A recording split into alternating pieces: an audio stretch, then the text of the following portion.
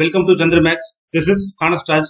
நம்ம இந்த வீடியோல எஸ்எஸ்சி ஜிடி கான்ஸ்டபிள்ல ப்ரீவியஸ் இயர் கேட்கப்பட்ட history question and answer part 14 பார்க்க போறோம். ஸோ இப்பதான் இந்த வீடியோ ஃபர்ஸ்ட் டைம் பாக்குறீங்கன்னா இதுக்கு முன்னாடி 13 பார்ட் விட்டுருக்கோம். அந்த 13 பார்ட்டை பார்த்துட்டு இந்த 14வது பார்ட்டை கன்டினியூ பண்ணுங்க. இந்த எல்லா சீரீஸ் இந்த எல்லா பார்ட்டையுமே கன்டினியூ பண்ணிட்டு இருக்கவங்களுக்கு கிட்டத்தட்ட ஒரு ஐடியாலஜி இப்பவே கிடைச்சிருக்கும். ஸோ நீங்க இப்பவே சில கணிச்சிருப்பீங்க, இந்த ஏரியாவை டச் பண்ணா கண்டிப்பா உங்களுக்கு 1 or 2 கொஸ்டின்ஸ் கண்டிப்பா இந்த ஏரியாவில இருந்து வரும். இந்த தலைப்புல இருந்து படிச்சோம்னா உங்களுக்கு கண்டிப்பா ஒரு கொஸ்டினை பிக் பண்ணலாங்கிற ஒரு ஐடியா இப்பவே கிடைச்சிருக்கும் நம்புறேன். ஸோ அதுதான் நம்ம சந்திரமேக்ஸோட அல்டிமேட் எய்மேவும். ஸோ வித்தவுட் எனி டிலே இந்த 14வது பார்ட்டோட ஃபர்ஸ்ட் கொஸ்டின் பார்க்கலாமா? So first question, the industry policy resolution 1956 classified the industries into dash categories. So என்ன சொல்றாங்க அப்படின்னா, தொழில் கொள்கை தீர்மானம் 1956ல தொழில்களை, அதாவது இந்த இண்டஸ்ட்ரீஸ எத்தனை வகையா பிரிச்சிருப்பாங்க அப்படின்னு சொல்லி கேக்குறாங்க. எத்தனை வகையா வகைப்படுத்திருப்பாங்க அப்படின்னா 3 வகையா. ஓகேவா? இந்த தொழில் கொள்கை தீர்மானம் 1956 படி தொழில்களை 3 வகையாக பிரிச்சிருப்பாங்க, வகைப்படுத்திருப்பாங்க. அப்படி அந்த 3 வகை என்ன அப்படிங்கறத பார்க்கலாம். சோ இதுதான் அந்த 3 வகையாக வகைப்படுத்தப்பட்ட அந்த தொழில், அந்த இண்டஸ்ட்ரீஸ். ஓகேவா? சோ அந்த 3 வகையில ஃபர்ஸ்ட் வகை என்ன அப்படின்னா, ஆக்சுவலா இந்த பொதுத்துறை இருக்குல்ல, இந்த பொதுத்துறை பிரத்யேகமாக நிறுவப்பட்ட ஒரு சொந்தமான தொழிலை உருவாக்கி அதுக்குன்னு, ஓகேவா, இந்த பொதுத்துறைக்குன்னு பிரத்யேகமாக நிறுவப்பட்ட சொந்த தொழில்களை உருவாக்குறது தான் முதல் வகையான கேட்டகரிஸ் இண்டஸ்ட்ரீஸ். ஓகேவா? 2வது வகையான இண்டஸ்ட்ரீஸ் என்ன அப்படின்னா முதன்மை, அதாவது சோ எந்த இண்டஸ்ட்ரிக்கு முதன்மைத்துவம் கொடுக்கிறது அப்படிங்கிறது தான் 2வது வகையான கேட்டகரிஸ். ஓகேவா? அதாவது என்னன்னா, இப்ப பொதுத்துறை இருக்குல்ல, இந்த பொதுத்துறைக்கு தான் ப்ரியாரிட்டிஸ் கொடுப்பாங்க. ஓகேவா? உங்களுக்கு எப்பவுமே பப்ளிக் செக்டருக்கு தான் அதாவது இந்த பொதுத்துறைக்கு தான் முதன்மை அந்த முக்கியத்துவமும், தனியார் இண்டஸ்ட்ரீஸ்க்கு 2ஆம் நிலை முக்கியத்துவமும் கொடுக்கப்படுது. சோ இந்த கேட்டகரிஸ்ல இருக்கவங்க தான் இந்த 2வது வகை இண்டஸ்ட்ரியில இருக்கிறவங்க. இந்த 3வது வகை இண்டஸ்ட்ரியில யாரெல்லாம் இருப்பாங்க அப்படின்னா, வகை 1, அதாவது இந்த முதல் வகையிலும் 2ஆம் வகையிலும் சேர்க்கப்படாம இருக்கும்ல. சோ இந்த முதல் வகையிலையும் 2வது வகையிலையும் சேர்க்கப்படாத அந்த தொழில் எல்லாமே தனியார் கிட்ட, பிரைவேட் செக்டர் கிட்ட கொடுக்கப்பட்டுச்சு. அதுதான் இந்த 3rd கேட்டகரி இண்டஸ்ட்ரி. ஓகேவா? இந்த இண்டஸ்ட்ரியல் பாலிசி ரெசல்யூஷன் கேட்பாங்க. சோ அதுல இந்த 3 பாயிண்ட்ஸும் நோட் பண்ணி பக்கத்திலே எழுதி வச்சிருங்க. ஓகேவா? இது மாதிரி ஒரு இண்டஸ்ட்ரியல் டிபார்ட்மெண்ட் இருக்கு. இந்த தொழில்துறை அந்த உரிமை கொள்கை, அதுக்குன்னு ஒரு பாலிசி வச்சிருப்பாங்கல்ல, அந்த உரிமை கொள்கையின் மூலமா அரசாங்கம், கவர்மெண்ட் தான் தனியார் துறை அந்த தொழில்களை மறைமுக கட்டுப்பாட்டுல வச்சிருக்குது அப்படிங்கறத சொல்றதுதான் தொழில்துறை உரிமை கொள்கை அப்படின்னு சொல்லி சொல்லுவாங்க. ஓகேவா? இந்த இண்டஸ்ட்ரியல் பாலிசியோட மிகப்பெரிய ஒரு உள்நோக்கமே இதுதான். ஓகேவா? தனியார் கட்டுப்பாட்டுல விடப்பட்டிருந்த இந்த இண்டஸ்ட்ரிக்கு எல்லாம் மறைமுகமா அரசாங்கம் தான் பண்ணிட்டு இருக்கு. அரசாங்கம் கைப்பிடிக்குள்ளதான் இந்த தனியார் இண்டஸ்ட்ரி எல்லாம் இருக்குங்கிறத இந்த இண்டஸ்ட்ரியல் பாலிசி ரெசல்யூஷன் தான் நமக்கு தெளிவுபடுது. ஓகேவா? இண்டஸ்ட்ரியல் பாலிசி ரெசல்யூஷன் அப்படின்னு சொன்னல, இதோடைய சிறப்பு அம்சங்கள்லாம் என்னன்னு சொல்றேன், அதையும் நோட் பண்ணிக்கீங்க. இதோடைய சிறப்பு அம்சங்கள்லாம் என்ன அப்படின்னா, இப்ப ஏதாவது ஒரு புதுசா தொழில் தொடங்குறாங்க, அப்படி இல்லைன்னா வேற கம்பெனியோட இந்த கம்பெனி மெர்ஜ் பண்ண நினைக்கிறாங்க, இல்ல அதை விரிவுபடுத்த நினைக்கிறாங்க அப்படின்னா, இந்த தனியார், அதாவது இந்த பிரைவேட்ல தொழில் முனைவோர்களா இருக்கிறாங்கல்ல, அந்த அவங்கெல்லாம் கவர்மெண்ட் கிட்ட இருந்து லைசன்ஸ் வாங்கி ப்ராப்பரா பண்ணணும் அப்படிங்கிற ஒரு மிக முக்கியமான ஒரு பாயிண்ட இந்த IPR 1956 சொல்லுது. சோ 2வது விஷயம் என்ன அப்படின்னா, 2வது சிறப்பம்சம் லைசன்ஸ் கொடுக்கிறது, இல்ல டாக்ஸ் விதிக்கிறது, இல்ல டாக்ஸ்ல ரிலாக்சேஷன் பண்றது, அதாவது இந்த மாதிரி விலக்குகள் எல்லாம் பண்றாங்கல்ல, அது பண்றது. அப்புறம் எதுக்காவது மானியங்கள் கொடுப்பாங்க. ஓகேவா? சில இதெல்லாம் ஆஃபர் எல்லாம் பண்றாங்கல்ல, இதெல்லாம் அரசாங்கத்தால பயன்படுத்தப்பட்டுச்சு. ஓகேவா? லைசன்ஸோ இல்ல பர்மிட் வாங்கணும் அப்படின்னா நீங்க அரசாங்கத்துல ப்ராப்பரா ரெஜிஸ்ட்ரேஷன் பண்ணி அதுக்கு விதிக்கப்பட்டிருக்காங்க ரூல்ஸ் அண்ட் ரெகுலேஷன் எல்லாம் கரெக்டா ஃபாலோ பண்ணணும். இதெல்லாம் இன்டைரக்டா கவர்மெண்ட் கையில உங்களை வச்சிருக்கிறதுக்கான ஒரு யுக்தி. ஓகேவா? வகை 1, வகை 2, வகை 3 என்னென்ன கேட்டகரியில இருக்காங்கிறத தனியா எழுதி வச்சுக்கோங்க. அடுத்த கொஸ்டின் பார்க்கலாமா? So next second question, a feature of Indian constitution, for an example, the centrifugal from the federalism where the center is stronger than state is based on which model? என்ன சொல்றாங்க அப்படின்னா, இந்திய அரசியலமைப்போட இந்த அரசியலமைப்பு வந்து இந்த கூட்டாட்சியோட மைய விலக்கு வடிவம் அந்த ஸ்ட்ரக்சர் இருக்குல்ல, இது எந்த மாதிரி அடிப்படையாக கொண்டது? ஆக்சுவலா நம்மளுடைய இந்திய அரசியலமைப்பே வந்து பல்வேறு நாடுகள்ல இருந்து கடன் வாங்கி தான் சேகரிச்சு நம்ம என்ன பண்ணிருக்கோம், நம்மளுடைய இந்திய அரசியலமைப்பை உருவாக்கியிருக்கோம். நம்ம வெளிநாட்டுகள்ல இருந்து நிறைய அவங்கள்ட்ட என்ன நல்ல விஷயம் இருக்கோ அதை தயங்காம நம்ம எடுத்து நமக்குன்னு ஒரு சட்ட புத்தகத்தை, நமக்குன்னு ஒரு சட்ட மாதிரிய உருவாக்கிட்டு அப்படிதான் வந்து அமைச்சிருந்தாங்க. சோ இது வந்து ரொம்ப ரிப்பீட்டடா கேட்கிற கொஸ்டின் தான் இது. ஓகேவா? சோ அதனால இது என்னென்ன மாதிரின்னு சொல்றேன், நோட் பண்ணி எழுதி வச்சிருங்க. ரொம்ப ரொம்ப முக்கியம் இது இந்தியன் கான்ஸ்டிடியூஷனை பொறுத்த வரைக்கும். ஓகேவா? சோ இந்த கொஸ்டினுக்கான ஆன்சர் என்ன அப்படிங்கிறது சொல்லியிருக்கேன். அதுக்கப்புறம் ஃபர்தரா நம்ம அதை பத்தி பார்க்கலாம். சரியா? சோ இப்ப இந்திய அரசியலமைப்பு ஒரு அம்சம், அதாவது இந்த கூட்டாட்சியோட அந்த மைய விலக்கு வடிவம் எந்த மாதிரி அடிப்படையா கொண்டிருக்கு அப்படின்னா இந்த கனடியன் மாடல்.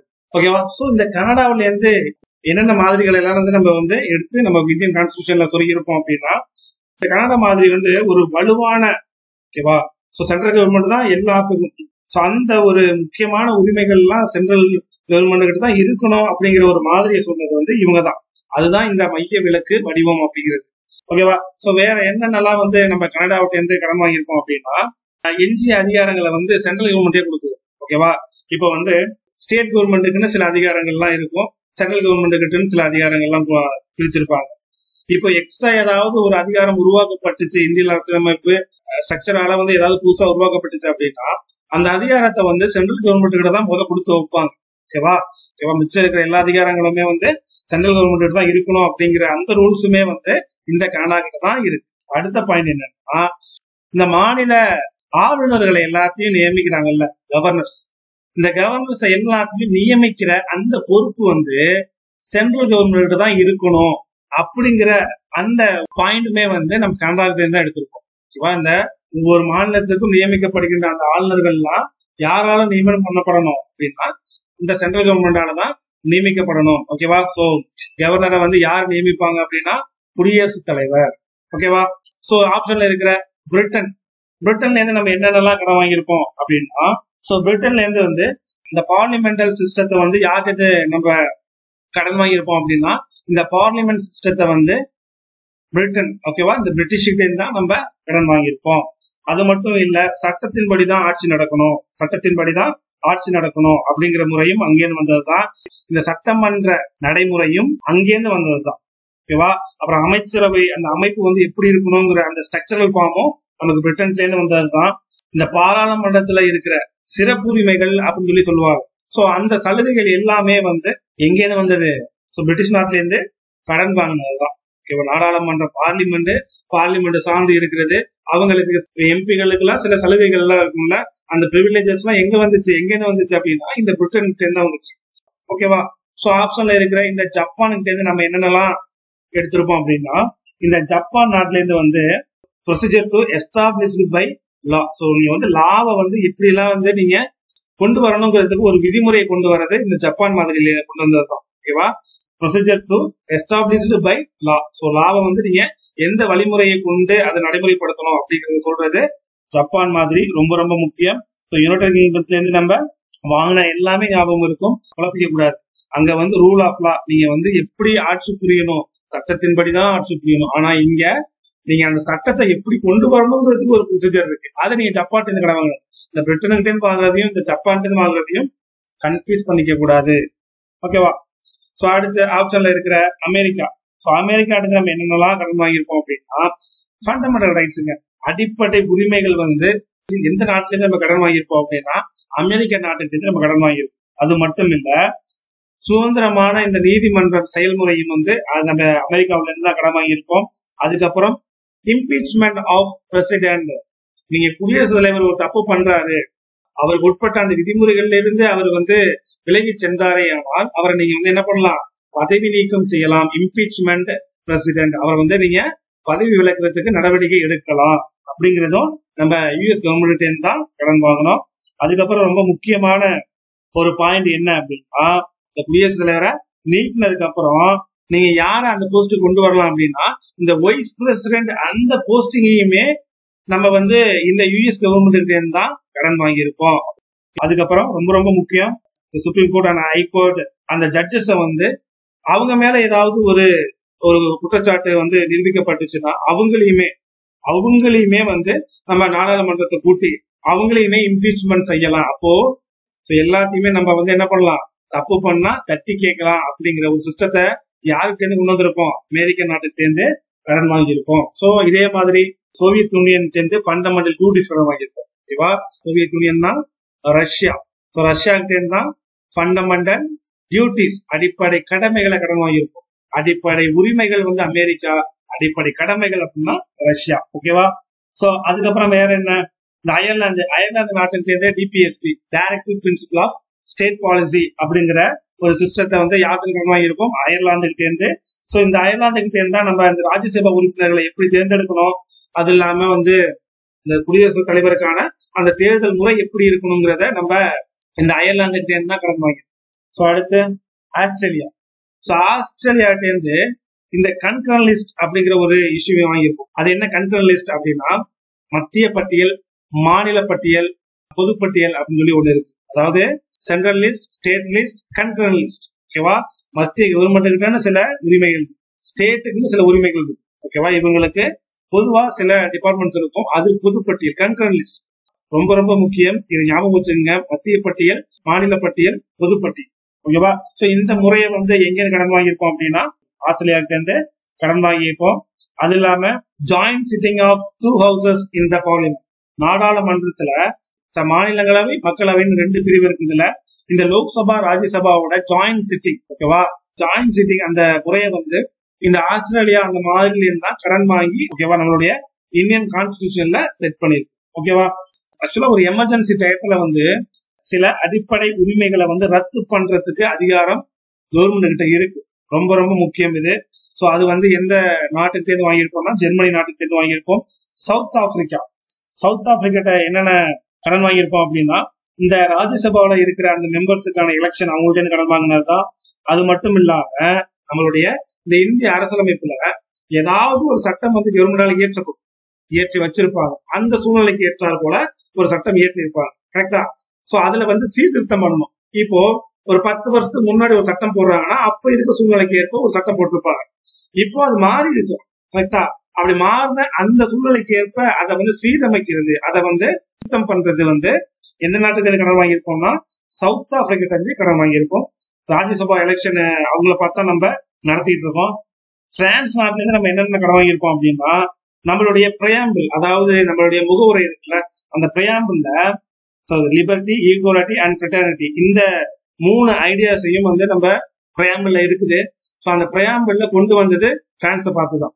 ஓகேவா, சோ ஆனா உலகத்துக்கே வந்து இந்த முகவுரையை அறிமுகப்படுத்திய நாடு வந்து அமெரிக்கா நாடு தான். ஓகேவா, சோ ரொம்ப ரொம்ப முக்கியம். இந்த யுஎஸ்ஏ தான் வந்து முகவுரைய உலகத்துக்கே அறிமுகப்படுத்தினாங்க. அது இல்லாம பழமையான பிரையாம்பிள், ஓல்டஸ்ட் பிரையாம்பிள் எந்த கண்ட்ரியோடது அப்படின்னா இந்த யுஎஸ்ஏ கண்ட்ரியோட தான், அமெரிக்க நாட்டோட தான் oldest preamble in the world. Okay, அடுத்த क्वेश्चन பார்க்கலாமா? So next, third question, Sonal Mansingh was awarded the Sangeet Nadak Academy Award for which of the classical dance forms? என்ன சொல்றாங்கன்னா, சோனல் மன்சிங்கிற்கு வந்து சங்கீத நாடக அகாடமி விருது வந்து பின்வரும் எந்த பாரம்பரிய நடன வடிவத்திற்காக அவருக்கு இந்த சங்கீத நாடக அகாடமி விருது கொடுத்தாங்க அப்படின்னு கேக்குறாங்க. ஒடிசி. ஓகேவா, ஒடிசா மாநிலத்தில் இருக்க இந்த ஒடிசி அப்படிங்கிற அந்த கிளாசிக்கல் டான்ஸ் ஃபார்முக்காக தான் சங்கீத நாடக அகாடமியில் இருந்த இந்த சோனல் மன்சிங் வந்து வாங்கியிருப்பாரு. ஓகேவா, அதாவது இந்த சோனல் மன்சிங்கை பத்தி சில இன்ஃபர்மேஷன் பார்க்கலாம். இந்த சோனல் மன்சிங் வந்து இந்த சங்கீத நாடக அகாடமி விருதை வந்து எந்த வருஷம் வாங்குறாரு அப்படின்னா, இந்த அகாடமி விருதை வந்து 1987ல வாங்குறாரு. ஓகேவா, இது மட்டும் இல்ல, இந்த சோனல் மன்சிங் வந்து இந்தியாவிலேயே மிக உயரிய விருதா கருதப்படுகின்ற பத்மபூஷன் விருதையும் வாங்கியிருக்காரு. பத்மபூஷன் விருது, சங்கீத நாடக அகாடமி விருது, இந்த மாதிரி நிறைய விருதை இவர் வாங்கியிருக்காரு. ஓகேவா, இவர் வந்து ஒடிசி கிளாசிக்கல் டான்ஸ் ஃபார்ம்ல ஃபேமஸ் ஆன ஒரு டான்சர் அப்படின்னு சொல்லி சொன்னேன். வேற யாரெல்லாம் இந்த ஒடிசி கிளாசிக்கல் டான்ஸ் ஃபார்ம்ல ஃபேமஸ் ஆன டான்சர் அப்படின்னா, ஆல்ரெடி நான் ப்ரீவியஸ் பார்ட்லயே இதை பத்தி சொல்லியிருப்பேன், மறுபடியும் சொல்றேன், நோட் பண்ணிக்கீங்க. குரு பங்கஜ் சரண் தாஸ், கேலு சரண் மொஹபத்ரா, சோனல் மன்சிங், அப்புறம் ஷரண் லோவன், மிர்லா பார்வி, இவங்க எல்லாருமே வந்து இந்த ஒடிசி கிளாசிக்கல் டான்ஸ் ஃபார்ம்ல இருக்கிற ஃபேமஸான டான்சர்ஸ். ஸோ ஆப்ஷன்ல இருக்கிற இந்த மோகினி ஆட்டம் வந்து கேரள மாநிலத்துக்கு உட்பட்ட கிளாசிக்கல் டான்ஸ் ஃபார்ம் தான் இந்த மோகினி ஆட்டம் அப்படிங்கிறது. இதுல யார் யாரெல்லாம் ஃபேமஸான டான்சர்ஸ் அப்படின்னா சுனந்தா நாயர், அப்புறம் மாதுரி அம்மா, ஜெயப்பிரியா, கமலா மண்டலம், கல்யாணி குட்டி அம்மா, இவங்க எல்லாருமே இந்த மோகினி கிளாசிக்கல் டான்ஸ் ஃபார்ம்ல ஃபேமஸான dancers. So next Manipuri. So இந்த மணிப்பூரி பேர்லயே இருக்கு பாருங்க, மணிப்பூர் மாநிலத்துல இருக்கிற கிளாசிக்கல் டான்ஸ் ஃபார்ம் தான் இந்த மணிப்பூரி அப்படிங்கிறது. ஸோ இந்த மணிப்பூர்ல யார் யாரெல்லாம் ஃபேமஸான டான்சர்ஸ் அப்படின்னா, ஸோ நோட் பண்ணிக்க, நீங்க ப்ரீவியஸ் வீடியோஸ் நிறைய எழுதியிருக்கேன். ஸோ ஜஸ்ட் உங்களுக்கு ரிவிஷனுக்காக தான் திரும்பி சொல்றேன், ஓகேவா? ஸோ நயனா, ஸ்வர்ணா, அப்புறம் ரஞ்சனா, தர்ஷனா மற்றும் குரு பிபின் சிங், இவங்க எல்லாருமே மணிப்பூரி கிளாசிக்கல் டான்ஸ் ஃபார்ம்ல ஃபேமஸான டான்சர்ஸ், ஓகேவா? ஸோ ஆப்ஷன்ல இருக்க கதகளி. ஸோ கதகளி இந்த டான்ஸ் ஃபார்ம் உங்களுக்கு கேரளாவில் இருக்க ஒரே கிளாசிக்கல் டான்ஸ் ஃபார்ம் தான். ஸோ இதுல யாரு ஃபேமஸான டான்சர்ஸ் அப்படின்னா குரு குஞ்சு குரு அப்படிங்கிறவரும், கோபிநாத், அப்புறம் கோட்டக்கல் சிவராமன் அப்படிங்கிறவரு, அப்புறம் ரீட்டா கங்குலி, இவங்க எல்லாமே இந்த கதகளி இந்த கிளாசிக்கல் டான்ஸ் ஃபார்ம்ல ரொம்ப ரொம்ப ஃபேமஸான ஒரு ஆளு. ஸோ நோட் பண்ணிக்கங்க, ரொம்ப ரொம்ப முக்கியம். அடுத்த கொஸ்டின் போலாமா? So next 4th question, what is the literacy rate among the males in India as per census 2011? என்ன சொல்றாங்க அப்படின்னா 2011 மக்கள் தொகை கணக்கெடுப்பின்படி இந்தியாவுல ஆண்களின் கல்வி அறிவு அந்த விகிதம் என்ன அப்படின்னு சொல்லி கேக்குறாங்க. சோ இந்த 13 வீடியோல தொடர்ச்சியா சொல்லிட்டு இருக்க ஒரே ஒரு விஷயம், 5 ஆண்டு கால திட்டம், இந்த டான்ஸ் ஃபார்ம், மக்கள் தொகை கணக்கெடுப்பு. இந்த 3 இல்லாத கொஸ்டின் பேப்பர் இது வரைக்குமே நம்ம பார்க்கல. ஆக்சுவலா இது வரையும் இந்த எஸ்எஸ்ஜிடி கான்ஸ்டபிள்ல 14 செட்டு பார்த்துட்டோம். இந்த கொஸ்டின் இல்லாத, அதாவது இந்த சென்சஸ பத்தியோ இந்த 5 இயர் பிளான் பத்தியோ, அதுவும் இல்லாம இந்த டான்ஸ் ஃபார்ம் பத்தின கொஸ்டின்ஸ் இல்லாத கொஸ்டின் பேப்பர் இது வரைக்கும் இல்லை. தொடர்ச்சியா நான் சொன்ன விஷயத்தையே திரும்பி திரும்பி சொல்லிட்டு இருக்க காரணமே அதுதான், ஓகேவா? So come to the point. இப்போ இந்த கொஸ்டின்ல கேட்டிருக்கிறது என்ன அப்படின்னா 2011 மக்கள் தொகை கணக்கெடுப்பின்படி ஆண்களுடைய கல்வி அறிவு விகிதம் தான் கேட்டிருக்காங்க. சோ ஆண்களுடைய கல்வி அறிவு விகிதம் என்ன அப்படின்னா 82.14%. 82.14% தான் 2011 மக்கள் தொகை கணக்கெடுப்பின்படி இந்தியாவுல ஆண்களின் கல்வி அறிவு விகிதம், ஓகேவா? அப்படின்னா மொத்த கல்வி விகிதம் ஆல் ஓவர் இந்தியாவுல எவ்வளவு கல்வி அறிவு விகிதம் அப்படின்னா எவ்வளவு 74.04%. படிச்சுதான் ஆகணும், மனப்பாடம் பண்ணிதான் ஆகணும், ஓகேவா? இப்படிதான் உனக்கு கேள்வி கேட்பாங்க. 74.04ங்கிற அந்த அடுத்த 2 டிஜிட்டும் நீங்க தெரிஞ்சு வச்சுக்கிட்டு தான் ஆகணும். ஓவரால் லிட்ரஸி எவ்வளவு? 74.04%, ஓகேவா? இதுல ஆண்கள் தான் 82.14%. அப்ப பெண்கள் எவ்வளவு இருப்பாங்க? ஓவரால் இந்த பெண்கள் கல்வி அறிவு விகிதம் எவ்வளவு அப்படின்னா 65.46%. 65.46% தான் ஃபீமேல் லிட்ரஸி ரேட். ரொம்ப முக்கியம், மேல் அண்ட் ஃபீமேல் அந்த லிட்ரஸி ரேட். இந்த கல்வி அறிவு விகிதத்துல அதிகமா இருக்கிற மாநிலம் எது, குறைவா இருக்கிற மாநிலம் எது? இவ்வளவுதாங்க கொஸ்டின். முதல் ஓவரால் இந்தியா, அப்புறம் ஆண்களுக்கான எவ்வளவு, பெண்களுக்கான எவ்வளவு, மாநிலம் எது அதிகம் எது கம்மி, இவ்வளவுதான், ஓகேவா? சோ எந்த மாநிலம் அதிகமான கல்வி அறிவு விகிதத்தை பெற்றிருக்கு அப்படின்னா கேரளா மாநிலம் தான். கேரளா மாநிலம் தான் அதிக கல்வி அறிவு பெற்ற மாநிலம், ஓகேவா? குறைந்த கல்வி அறிவு பெற்ற மாநிலம்னு ஒண்ணு இருக்குல்ல. சோ லீஸ்ட் யாரு அப்படின்னா பீகார் மாநிலம் தான். யாரு? பீகார் மாநிலம் தான் குறைந்த அளவு கல்வி விகிதம் பெற்ற மாநிலம், ஓகேவா? ஃபர்ஸ்ட் இந்த மக்கள் தொகை கணக்கெடுப்பு எப்ப நடத்தப்பட்டுச்சு, எந்த வருஷம்? 1872 வருஷம். 1872 வருஷம் தான் ஃபர்ஸ்ட் சென்சஸ நடத்தியிருப்பாங்க, ஓகேவா? இது வரைக்கும் இந்த 2011 கணக்கெடுப்பின்படி எத்தனை தடவை மக்கள் தொகை கணக்கெடுப்பு நடந்திருக்கும் அப்படின்னா 15 முறை நடந்திருக்கும். சோ சுதந்திரத்துக்கு அப்புறம் எத்தனை முறை நடந்திருக்கும் அப்படின்னா 7வது முறை நடக்கும், ஓகேவா? சோ அடுத்த கொஸ்டின் பார்க்கலாமா? சோ நெக்ஸ்ட் 5th கொஸ்டின், ஓகேவா? அதாவது ஏபிஒய் அப்படின்னு சொல்லப்படுகின்ற Atal pension Yojana, pension scheme for citizen of India is focused on the dash sector workers. அந்த அடல் பென்ஷன் யோஜனா, அதாவது இந்த இந்திய குடிமக்களுக்கான ஓய்வூதிய திட்டமானது டேஷ் துறை தொழிலாளர்களை மையமாக கொண்டது. எந்த துறை தொழிலாளர்களை மையமாக கொண்டது அப்படின்னு சொல்லி கேட்கிறாங்க. சோ அந்த துறையில இருக்கிற அந்த தொழிலாளர்கள் மட்டும்தான் இந்த அடல் பென்ஷன் யோஜனா அப்படிங்கிற இந்த ஓய்வூதிய திட்டம் வழங்கப்படுது. அப்படிப்பட்ட எந்த துறை சார்ந்த அந்த தொழிலாளர்களை மையமா வச்சு இந்த ஸ்கீமை கொடுக்கறாங்க அப்படின்னா அன்ஆர்கனைஸ்டு, அதாவது ஒழுங்கமைக்கப்படாத இந்த அடல் பென்ஷன் யோஜனா இந்திய குடிமக்களுக்கான ஓய்வூதிய திட்டமானது ஒழுங்கமைக்கப்படாத துறை தொழிலாளர்களை மையமாக கொண்டுதான் இந்த ஸ்கீம்ஸை உருவாக்கி இருப்பாங்க. சோ இதை பத்தின இன்ஃபர்மேஷன் என்ன அப்படின்னா, இந்த அடல் பென்ஷன் யோஜனா அப்படின்னு சொல்றோம்ல, இந்த யோஜனா எந்த வருஷம் கொண்டு வந்திருப்பாங்க அப்படின்னா, ஆக்சுவலா ஃபர்ஸ்ட் இத 2010 டு 2011 வந்து இத ஸ்டார்ட் பண்ணிருப்பாங்க. இத மறுபடியுமே வந்து மீண்டும் தொடங்கப்பட்ட அந்த வருஷம் எந்த வருஷம் அப்படின்னா 2015 தான் மீண்டும் இந்த திட்டத்தை கொண்டு வந்திருப்பாங்க. ஓகேவா, ரொம்ப ரொம்ப முக்கியம். 2010 தொடங்கியிருப்பாங்க. அந்த 10 to 11 வந்து அது இருக்கும். அப்பதான் அதை அறிமுகப்படுத்தியிருப்பாங்க. அதுக்கப்புறம் அது மீண்டும் துவங்கப்பட்ட அந்த வருஷம் வந்து 9th May 2015 தான் இத தொடங்கியிருப்பாங்க. ஓகேவா, இப்போ நடைமுறையில இது வழக்கத்துல இருக்குது. ஓகேவா, இப்போ நடைமுறையில இது வழக்கத்துல இருக்குது. ஓகேவா, இத யாரு தொடங்கி வச்சிருப்பாங்க அப்படின்னா, ஓகேவா, நம்மளுடைய பிரதமரா இருக்கிற நரேந்திர மோடி அவர்கள் தான் கொல்கத்தாவுல இந்த ஸ்கீம்ஸ அறிமுகப்படுத்தியிருப்பாரு. ஓகேவா, சோ அடுத்த கொஸ்டின் பார்க்கலாமா? So next 6th question. What is the standard height of a volleyball net from the ground for the men's team? என்ன சொல்றாங்கன்னா, ஆண்கள் அணிக்காக தரையில இருந்து கைப்பந்து வலையோட நிலையான உயரம் என்ன அப்படின்னு கேட்கிறாங்க. ஓகேவா, சோ எவ்வளவு இருக்கும் அப்படின்னா 2.43 மீட்டர்ஸ். 2.43 மீட்டர் தான் ஆண்கள் அணிக்காக தரையில் இருந்து கைப்பந்து வலையோட நிலையான உயரம்.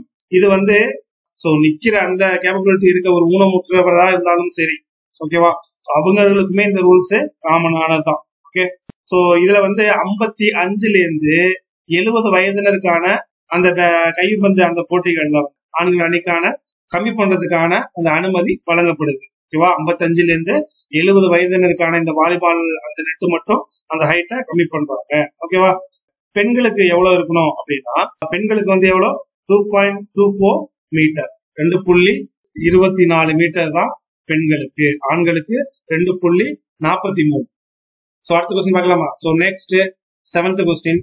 Which scheme has been proposed for development of state roads along coastal border areas including connectivity of non-major ports and major ports?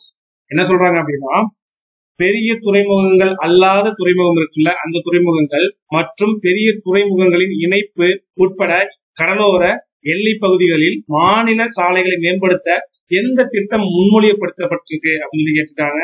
So எந்த திட்டம் வந்து முன்மொழியப்படுத்தப்பட்டிருக்கும் அப்படின்னா, சாகர்மாலா பரியோஜனா அந்த திட்டம் தான். அதாவது இந்த சாகர்மாலா பரியோஜனா அப்படிங்கிற திட்டம் தான் முன்மொழியப்பட்டது. ஓகேவா, சோ இதை பத்தின இன்ஃபர்மேஷன் பார்க்கலாமா? இந்த சாகர்மாலா அந்த ப்ராஜெக்ட் வந்து அவங்களுடைய இந்திய துறைமுகங்களை வந்து சர்வதேச அந்த தரத்திற்கு உயர்த்தி அமைக்கிறது தான் இந்த சாகர்மாலாவுடைய முக்கிய நோக்கம். இதுல வந்து என்ன பண்றாங்க, கடல் வழி அந்த போக்குவரத்தை எப்படி மேம்படுத்தலாம் அப்படிங்கிறதையும் பண்றாங்க. பழைய அந்த மீன்பிடி துறைமுகங்களையும் வணிக துறைமுகங்களையும் மேம்படுத்தும் திட்டத்திற்காக வந்து இந்திய அரசு இந்த சாகர்மாலா ப்ராஜெக்ட்ஸ் அப்படி சொல்லக்கூடிய இந்த ப்ராஜெக்ட்ஸுக்கு வந்து கிட்டத்தட்ட 70,000 கோடி ரூபாய் வந்து இன்வெஸ்ட்மெண்ட் பண்ணிருக்காங்க.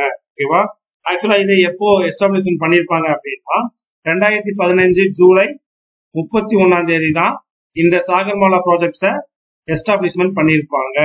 ஓகேவா, சோ ஆப்ஷன்ல இருக்க இந்த சேது பாரத், அதாவது இந்த சேது பாரதம் பரியோஜனா அப்படிங்கிற ஸ்கீம்ஸை பத்தி பார்க்கலாமா?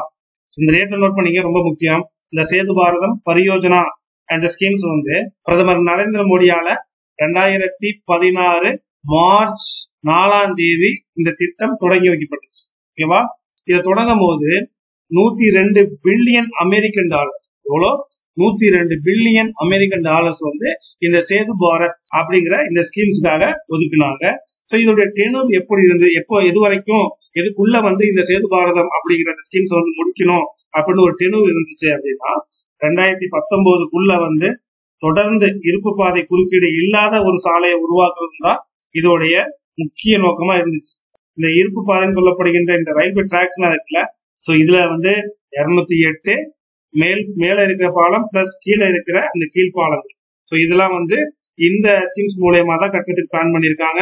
அடுத்த ஆப்ஷன்ல இருக்கிற தேசிய நெடுஞ்சாலைகள் மேம்பாட்டு திட்டம், ஆக்சுவலா இந்த தேசிய நெடுஞ்சாலை மேம்பாட்டு திட்டம் அப்படிங்கிறது வந்து 1998 அடல் பிகாரி வாஜ்பாய் அவர்கள் இருந்த அந்த அரசாங்கத்தால கொண்டு வரப்பட்டதுதான் இந்த தேசிய நெடுஞ்சாலைகள் மேம்பாட்டு திட்டம். நேஷனல் ஹைவேஸ் டெவலப்மெண்ட் ப்ராஜெக்ட்ஸ் அப்படிங்கிறது. ஓகேவா? எப்போ 1998 அடல் பிகாரி வாஜ்பாய். சோ இந்த திட்டத்தோட முக்கிய நோக்கமே என்ன?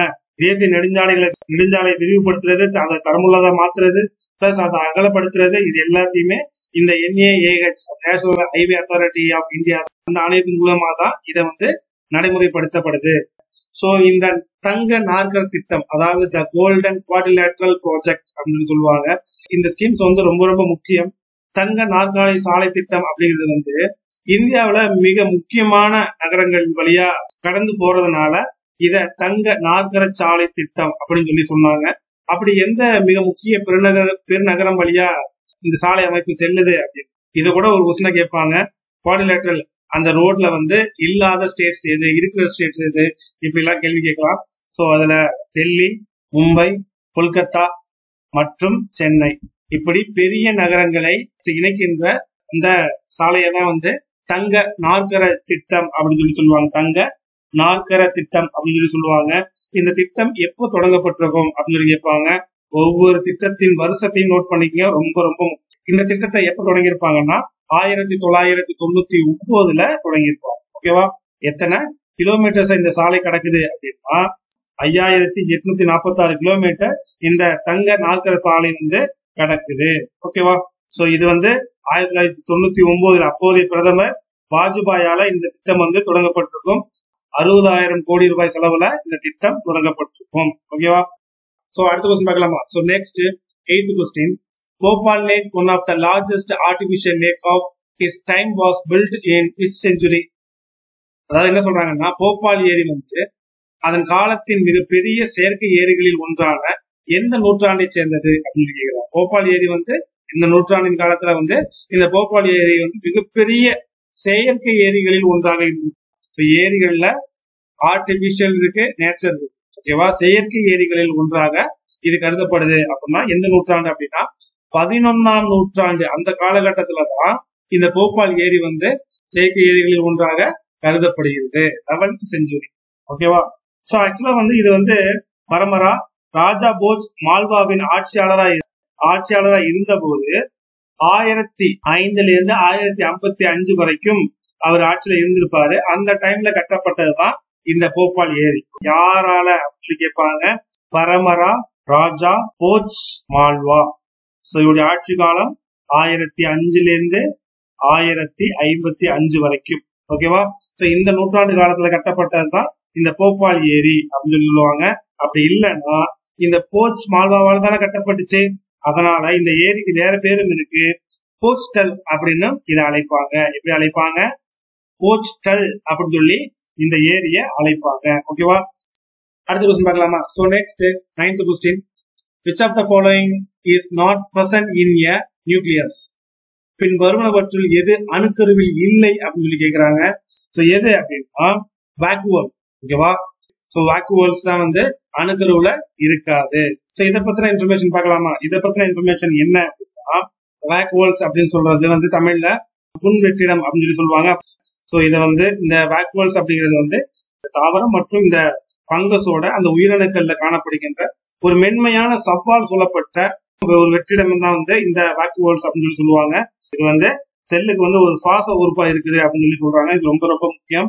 உள்ள பாக்குறதுக்கு ஒரு ஒண்ணுமே இல்லாத ஒரு வெற்றிடம் போலதான் இது நமக்கு கண்ணுக்கு தெரியும். ஓகேவா? அதனாலதான் இதுக்கு இந்த பேரு புன்வெற்றிட மென்சவ்வு அப்படின்னு சொல்லி தமிழ்ல சொல்லுவாங்க. ஆக்சுவலா இது என்னென்ன வேலையெல்லாம் பண்ணுது அப்படின்னா, அந்த வாக்குவல்ஸ் தான் தீங்கு விளைவிக்கக்கூடிய அந்த பொருள்களை பிரிச்சு எடுக்கும். செல்லுக்குள்ள ஏதாவது ஒரு தீங்கு விளைவிக்கக்கூடிய அந்த பொருள் உள்ள போறத தடை செய்யறதே இந்த வாக்குவல்ஸ் தான். அது மட்டும் இல்ல, இது கழிவு பொருட்களை சேகரிச்சு வைக்கிறதும் இந்த வாக்குவல்ஸ் தான். இதுதான் நீரை சேமிச்சு வைக்கிறதுன்னு சொல்றாங்க. அது இல்லாம பிஹெச் அந்த வேல்யூ பொறுமானதை கரெக்டா மெயின்டைன் பண்றதுமே இந்த வாக்குவல்ஸ் தான். தேவையற்ற பொருட்கள் எல்லாத்தையுமே என்ன பண்ணுது, இந்த செல்லுக்குள்ள போகிற அனுமதிக்கிறது இல்ல. ஓகேவா? சோ இது தாவரங்கள்ல அது அந்த விதை இருக்குல்ல, அந்த விதை முளைப்பதற்கு தேவையான புரதத்தை இதுதான் சேமிச்சு வைக்கும். சோ ஆப்ஷன்ல இருக்க இந்த நியூக்ளியோலஸ் பத்தி சொல்லணும் அப்படின்னா, இந்த நியூக்ளியோலஸ் யாரு கண்டுபிடிச்சிருப்பாங்க அப்படின்னா 1974 பெலிக்ஸ் போண்டானா அப்படிங்கிறவர் தான் 1974 இந்த நியூக்ளியோலஸ கண்டுபிடிச்சிருப்பாங்க. ஓகேவா? பெலிக்ஸ் போண்டானா அப்படிங்கிறவர் தான் கண்டுபிடிச்சிருப்பாரு. இது எதனால் ஆனது அப்படின்னு சொல்லி கேட்பாங்க. சோ இந்த புரதங்கள் மற்றும் RNA எனப்படுகின்ற அந்த ரைசோம்ஸாலதான் வந்து இந்த நியூக்ளியோலஸ் உருவாக்கப்பட்டது. அடுத்து ஆப்ஷன்ல இருக்கிற இந்த டிஆக்சி ரைபோ நியூக்ளிக் ஆசிட், அதாவது ஷார்ட் ஃபார்ம் தான் DNA அப்படின்னு சொல்லி சொல்லுவாங்க. RNA அப்படிங்கிறது ரைபோ நியூக்ளிக் ஆசிட் அப்படிங்கிறது RNA. இது வந்து DNA, deoxy ribo nucleic acid அப்படிங்கிறது தான் DNA அப்படிங்கிறது. சோ இதை யாரு முதல்ல வந்து கண்டுபிடிச்சு சொல்லியிருப்பாங்க அப்படின்னா, சோ இந்த டிஎன்ஏவை கண்டுபிடிச்சது முதல் யாரு அப்படின்னா 1869 ஃபிரெட்ரிக் விஷர் அப்படிங்கிற சுவிட்சர்லாந்தை சேர்ந்த ஒரு வேதியியலாளர் தான் இதை கண்டுபிடிச்சிருப்பாரு. ஓகேவா? சோ ஆப்ஷன்ல கடைசியா இருக்கிற இந்த ஜீன்ஸை பத்தி சொல்லலாம் அப்படின்னா, ஆக்சுவலா ஜீன்ஸ் அப்படின்னு சொல்லப்படுகின்ற இந்த மரபணுக்களை முதல்ல கண்டுபிடிச்சது யாரு அப்படின்னா வில்லியம் ஜோஹன்சன் அப்படிங்கிறவர் தான் இந்த ஜீன்ஸை கண்டுபிடிச்சிருப்பாரு. William Johannsen. ஓகேவா? இவர்தான் வந்து அந்த மரபணுக்கள் அப்படிங்கிற அந்த வார்த்தை அந்த டேர்ம்ஸையே இவர் தான் வந்து உருவாக்கி இருப்பாரு. ஓகேவா? சோ அடுத்த கொஸ்டின் பார்க்கலாமா? So next 10th question, which of the following act passed by the Britishers disallowed Indians from the possessing arms? என்ன சொல்றாங்க அப்படின்னா, ஆங்கிலேயர்களால் இயற்றப்பட்ட கீழ்காணும் எந்த சட்டம் வந்து இந்தியர்கள் ஆயுதம் வச்சிருக்க கூடாதுன்னு சொன்னுச்சு அப்படின்னு சொல்லி கேக்குறாங்க. சோ எந்த சட்டம் சொன்னுச்சு அப்படின்னா ஆயுத சட்டம் 1878 தான் வந்து ஆங்கிலேயர்களால் இயற்றப்பட்ட அந்த சட்டம் வந்து இந்தியர்கள் ஆயுதம் வச்சிருக்க கூடாது அப்படின்னு சொல்லி சொன்னுச்சு. The Arms Act 1878. இந்த சட்டத்தை பத்தி சில இன்ஃபர்மேஷன் சொல்றேன். இந்த சட்டத்தின் மூலமா வந்து இந்தியர்கள் யாருமே வந்து ஆயுதம் வச்சிருக்க கூடாது அப்படின்னு சொல்லி சொன்னாங்க. சோ இதுக்கு முன்னாடி 1857 சிஇல வந்து நடந்ததை போன்ற அப்போ ஒரு கிளர்ச்சி நடந்தது. 1857 என்னன்னு தெரியும்ல?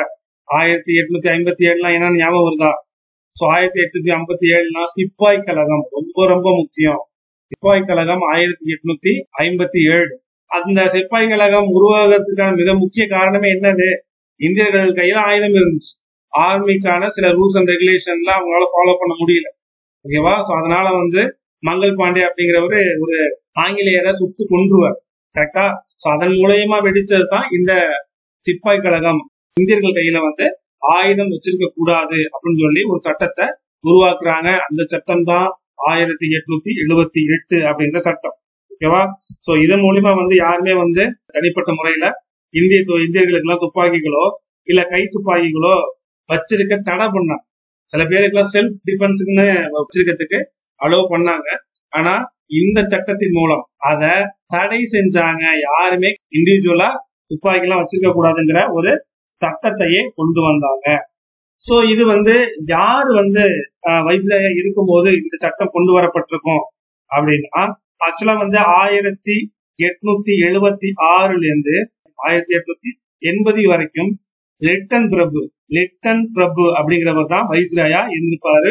இவர் டைம்ல கொண்டு வரப்பட்டதுதான் இந்த ஆயுத சட்டம். இது மட்டும் இல்ல, இவர் வந்து இன்னொரு சட்டத்தையும் கொண்டு வந்திருப்பாங்க. அது என்ன அப்படின்னா வெர்னாகுலர் பத்திரிகை சட்டம் அப்படின்னு சொல்லி சொல்லுவாங்க. இதுல ஒரு பத்திரிகை வந்து என்னென்ன தகவல்களை வெளியில சொல்லணும், என்னென்ன தகவல்கள் வெளியில சொல்லக்கூடாதுங்கிற ஒரு தணிக்கை சட்டம். இப்ப சென்சார் போர்டு இருக்குல்ல, அப்ப பத்திரிகைகளுக்கு ஒரு சென்சார் போர்டு வச்சிருந்தாங்க. அதுதான் இந்த வெர்னாகுலர் பத்திரிகை தடை சட்டம். இதுவும் இவர் பீரியட்ல கொண்டு வரப்பட்டதுதான். ஓகேவா? சோ இது அப்ப கிட்டத்தட்ட 19ஆம் நூற்றாண்டுல கொண்டு வரப்பட்ட சட்டங்கள். ஓகேவா? சோ அடுத்த கொஸ்டின் பார்க்கலாம். So next 11th question, who among the following has won the Bala Saraswati award for the year 2019? பின் வருபவற்றில் 2019ஆம் ஆண்டிற்கான பால சரஸ்வதி விருதை வென்றவர் யாரு அப்படின்னு கேட்டிருக்காங்க. சோ யாரு வந்து இந்த பால சரஸ்வதி விருதை வென்றிருப்பாங்க அப்படின்னா அலமேல் வள்ளி அப்படிங்கிறவர் தான் 2019ஆம் ஆண்டிற்கான பால சரஸ்வதி விருதை வென்றிருப்பவர். சோ இந்த அலமேல் வள்ளியை பத்தி இன்ஃபர்மேஷன் பார்க்கலாமா? இந்தியாவில கிளாசிக்கல் டான்ஸ் ஃபார்மா இருக்கிற இந்த பரதநாட்டியத்தோட சிறந்த தேர்ந்த ஒரு வல்லுநரா இருக்கிற ஒரு டான்சர்ஸ் தான் இந்த அலமேல் வள்ளி அப்படிங்கிறவங்க. சோ அதனாலதான் வந்து அவங்களுக்கு இந்த பால சரஸ்வதி அப்படிங்கிற அவார்ட கொடுத்திருப்பாங்க. ஓகேவா?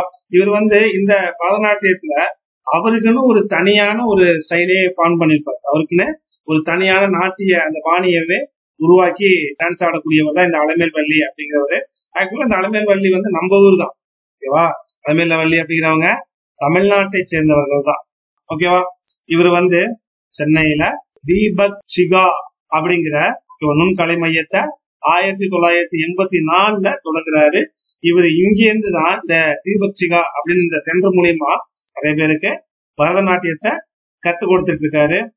தலைமையில் வள்ளி பத்மஸ்ரீ அப்படிங்கிற பட்டத்தையும் பெற்றிருப்பாரு. ஓகேவா?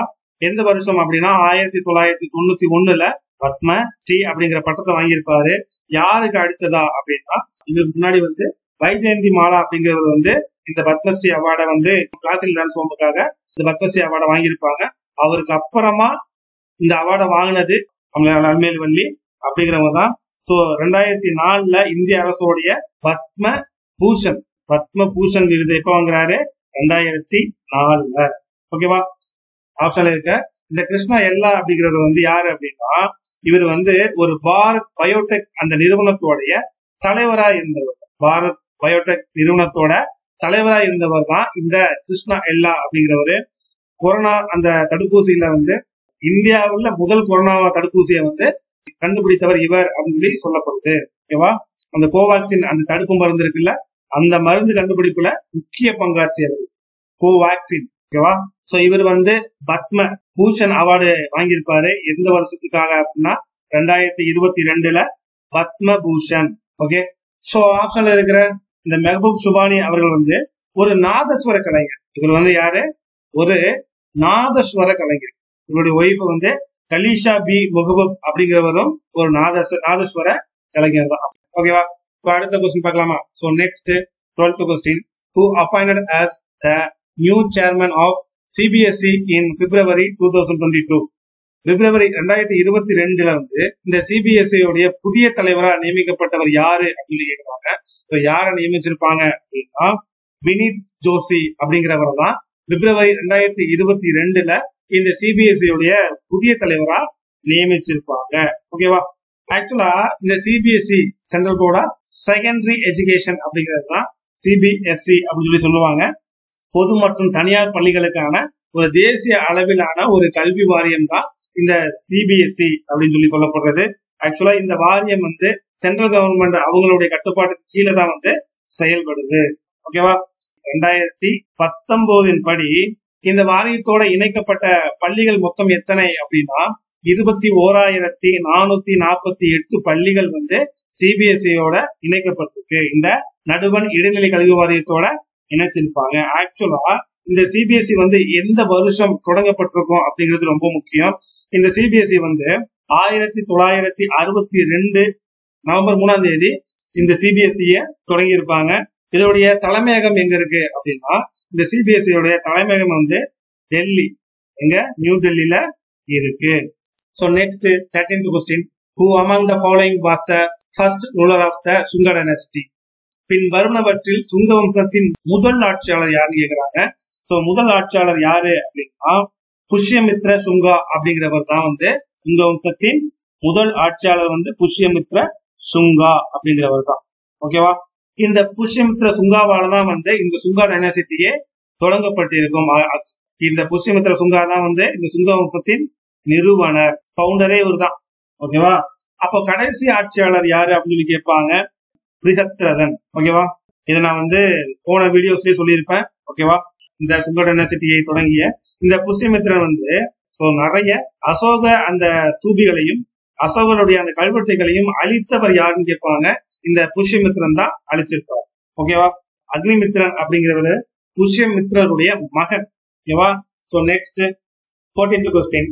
As of November 2022, who among the following is the Chief Minister of Delhi? CM பத்தி ஒரு கொஸ்டின் கேட்டிருக்காங்க. இது கரண்ட் கொஸ்டின். நவம்பர் 2022 படி கீழ்கண்டவர்கள் யாரு டெல்லியின் முதல்வரா இருந்திருக்காங்க அப்படின்னு கேட்டிருக்காங்க. சோ யாரு இருந்திருப்பாங்கன்னு உங்களுக்கு தெரியும். சோ அரவிந்த் கெஜ்ரிவால் தான் 2022 படி இப்ப வரைக்குமே அரவிந்த் கெஜ்ரிவால் தான் சிஎம் இருக்காரு டெல்லியில. சோ ஆப்ஷன்ல இருக்கிற இந்த மனோஜ் சின்ஹா பத்தி சொல்லணும் அப்படின்னா இவர் ஜம்மு அண்ட் காஷ்மீர்ல ஆளுநரா இருக்காரு. ஓகேவா? ஜம்மு அண்ட் காஷ்மீர்ல ஆளுநர் யாருன்னு கேட்பாங்க, மனோஜ் சின்ஹா தான். ஓகேவா? சோ இவர் 2வது ஜம்மு அண்ட் காஷ்மீர் துணைநிலை ஆளுநரா பதவி வகிக்கிறாரு.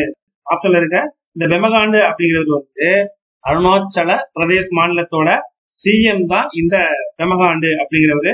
இப்பவும் அருணாச்சல பிரதேசத்துல பெமகாண்டு அப்படிங்கிறவர் தான் சிஎம். சோ இந்த பெமகாண்டு அப்படிங்கிறவர் தான் வந்து இந்தியாவிலேயே இளம் வயதிலேயே வந்து சிஎம்மான ஒருத்தர். ஓகேவா, இந்தியாவிலேயே இளம் வயதுல சிஎம்மான ஒரு ஆள் யாருன்னு கேட்பாங்க, இந்த பெமகாண்டு அப்படிங்கிறவர் தான்.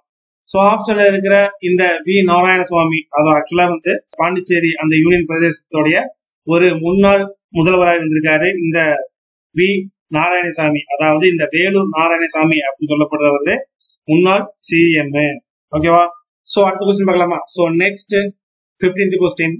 Per capita income for a nation is calculated by dividing the country's national income by its dash. ஆக்சுவலா என்ன சொல்றாங்க அப்படின்னா, ஒரு நாட்டின் தனிநபர் வருமானம் அப்படிங்கிறது நாட்டின் தேசிய வருமானத்தை டேஷில் இருந்து பிரிப்பதன் மூலம் அது வந்து கணக்கிடப்படுது அப்படின்னு கேக்குறாங்க. எதில இருந்து அதை பிரிக்கிறது மூலம் அது கணக்கிடப்படுது அப்படின்னா, மக்கள் தொகையை வந்து பிரிக்கிறது மூலமா வந்து கணக்கிடப்படுது. ஒரு நாட்டின் தனிநபர் வருமானம் அப்படிங்கிறது நாட்டின் தேசிய வருமானத்தை மக்கள் தொகையிலிருந்து பிரிப்பதன் மூலமாக கணக்கிடப்படுகிறது அப்படின்னு சொல்லி சொல்றாங்க. ஆக்சுவலா ஒரு தனிநபர் வருமானம் அப்படிங்கிறது ஒரு பகுதிக்கான சராசரி தனிநபர் வருமானத்தை நிர்ணயிக்கவும் அந்த வாழ்க்கை தரத்தை மதிப்பிடுறதுக்கும் பயன்படுத்தப்படுது. ஒரு நாட்டின் அந்த தனிநபர் வருமானம் அப்படிங்கிறது அந்த தனிநபர் வருமானத்தோட அந்த வருமானம் வந்து எந்த அளவு இருக்கு, இந்த வேலைக்கு வந்து இவ்வளவு வருமானம் தான் அப்படின்னு நிர்ணயிக்கிறதுக்கு உதவுறதாகவும், மக்கள் தொகையுடைய வாழ்க்கை தரம் வந்து எந்த அளவு உயர்ந்திருக்கு அப்படிங்கறத வேல்யூ அதை வந்து மதிப்பிடுறதுக்காகவும் பயன்படுது அப்படின்னு சொல்றாங்க. அது மட்டும் இல்லாம ஒரு நாட்டுல இருக்கிற ஒரு தனிநபருடைய அந்த வருமானம் நேஷனல் இன்கம்ல இருந்து அந்த தனிநபர் அந்த வருமானத்தை வகுப்பதன் மூலமாக வந்து நம்ம நாட்டுடைய பர் கேபிட்டா இன்கம் வந்து கணக்கிடப்படுது. ஓகேவா, சோ அடுத்த கொஸ்டின் பார்க்கலாமா. So next 16th question. From which among the following countries independence of judiciary has been borrowed in the Indian Constitution? So என்ன சொல்றாங்க அப்படின்னா, பின்வரும் எந்த நாடுகளில் இருந்து நீதித்துறையின் சுதந்திரம் இந்திய அரசியலமைப்புல வந்து கடன் வாங்கப்பட்டுச்சு அப்படின்னு கேக்குறாங்க. இந்த வீடியோலயே ப்ரீவியஸ் கொஸ்டின்ஸ் தான் நம்ம பார்த்திருப்போம். இதற்கான ஆன்சரை என்ன அப்படின்னா, அந்த நீதித்துறையின் சுதந்திரம் வந்து இந்திய அரசியலமைப்புல வந்து எந்த நாட்டில இருந்து கடன் வாங்கப்பட்டுச்சு அப்படின்னா, அமெரிக்க நாட்டில இருந்து, யுனைடெட் ஸ்டேட்ஸ் ஆஃப் அமெரிக்காவில இருந்து தான் இந்த நீதித்துறை சுதந்திரம் வந்து கடன் வாங்கப்பட்டிருக்கும். ஓகேவா, சோ இதெல்லாம் வந்து என்னென்ன நாடுன்னு ஆல்ரெடி ப்ரீவியஸ் கொஸ்டின்ஸ்லயே நம்ம பார்த்துட்டோம். ஓகேவா, அடுத்த கொஸ்டின் பார்க்கலாம். So next 17th question. Eden gardens cricket ground is located in which of the following city? Eden garden cricket மைதானம் வந்து பின்வரும் எந்த நகரத்தில் அமைந்துள்ளது அப்படின்னு சொல்லி கேட்டிருக்காங்க. கொல்கத்தா சிட்டில தான் இந்த ஈடன் கார்டன் கிரிக்கெட் மைதானம் அமைஞ்சிருக்கு. ஓகேவா, இந்தியாவுல வெஸ்ட் பெங்கால் மாநிலத்துல இருக்கிற இந்த கொல்கத்தா அப்படிங்கிற நகரத்தில் அமைந்திருக்கிற ஒரு கிரிக்கெட் மைதானம் தான் இந்த ஈடன் கார்டன் அப்படிங்கிற கிரிக்கெட் மைதானம். சோ அட் டயத்துல ஒரே நேரத்துல கிட்டத்தட்ட 66,000 பார்வையாளர்களை கொண்ட 66,000 பேரு இந்த கிரிக்கெட் ஸ்டேடியத்துல உட்கார்ந்து பார்க்கலாம்.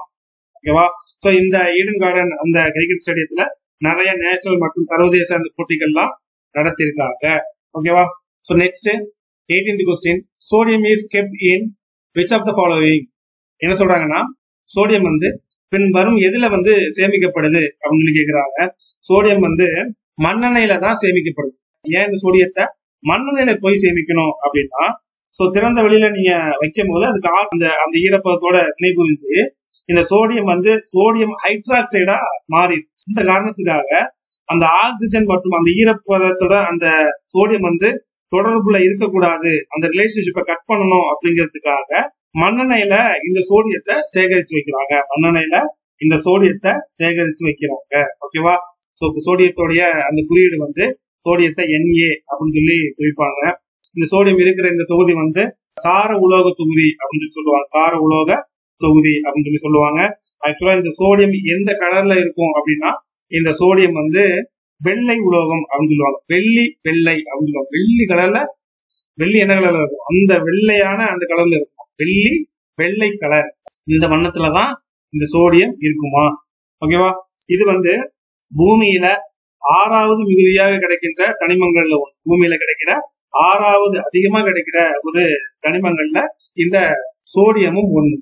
சோ ஆக்சுவலா அந்த பூமியோட மேலோட்டத்துல கிட்டத்தட்ட எவ்வளவு சதவீதம் இது கிடைக்குது அப்படின்னா 2.8%, 2.8% வந்து இந்த சோடியம் வந்து கிடைக்குது.